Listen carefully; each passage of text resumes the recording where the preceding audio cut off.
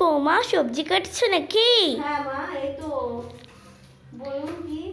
বলছিলাম আজকে না আমার বোন আসবে, আর আমার বোনের সাথে আমার বোনের ছেলেমেয়েরা আসবে, তো তাই যেগুলো রান্না করতে হবে সেগুলো একটু বলে দিলাম। হ্যাঁ, ঝোল ঝোল করে কাতলা মাছ করো, ওদের একটু কাতলা মাছ ভালো লাগে। আর কি করছো, ওটা ব্রকলি নাকি? হ্যাঁ হ্যাঁ মা, ব্রোকলি। তাহলে ওটার একটা ভালো ঝোল করে নিও। আর ডাল করতে ভুলো না কিন্তু, একটু ডাল করতে হবে ওদের জন্য, ওটা বাচ্চা না। আর বলছিলাম যে আমার বোনের জন্য পায়েস করে রেখো কিন্তু, হ্যাঁ, ওর পছন্দের খাবার। আজকে আমার বোনের ছেলেমেয়েরা আসবে, তাই একটু ভালো করে রান্না বান্না করো। দেখি তো কি এনেছো।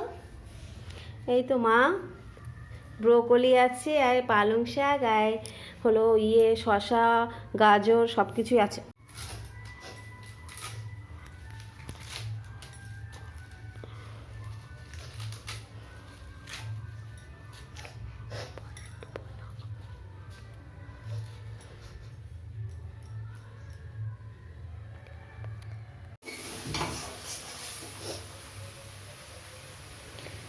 মশলাটা কষানো হয়ে গেছে, আর ব্রোকলিটা আমি সিদ্ধ করে রেখেছিলাম জল গালিয়ে, তো এখন আমি ব্রোকলিটা দিয়ে দিলাম। আর এখন অনেকটা মশলার সঙ্গে এটাকে আমি ভালো করে ভেজে নেব।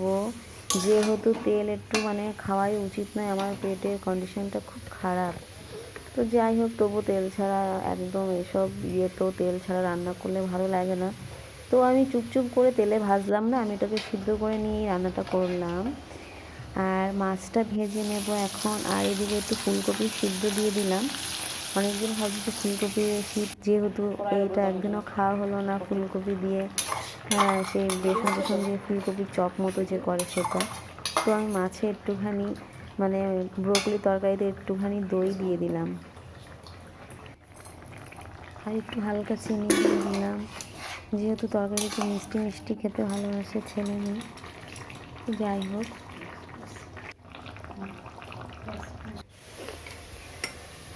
আর এদিকে আমি ওই ফুলকপিটাও সেদ্ধ হয়ে গেছে, ওটা দিয়ে আমি যে ইয়েটা করব, ওটার মধ্যে একটুখানি লঙ্কা, হলুদ আর পেঁয়াজ রসুন বাটা দিয়ে দিলাম, লবণও দিয়েছি, একটু চালের গুঁড়ো দিয়ে দিলাম।